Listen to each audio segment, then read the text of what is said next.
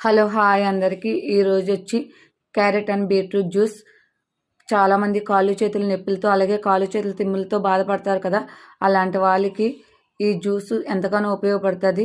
ఒక బీట్రూట్ 2 క్యారెట్లు తీసుకుని వాటి మీద తొక్క చెక్కుని చిన్న చిన్న ముక్కలుగా కట్ చేసుకుని మిక్సీ జార్లో వేసుకుని మిక్సీ పట్టుకుని జ్యూస్ చేసుకుని తాగటం వల్ల కాళ్ళు చేతుల తిమ్ములు తగ్గటమే కాకుండా ఒంట్లో రక్తం తక్కువగా ఉన్న వారికి రక్తం కూడా పడుతుంది.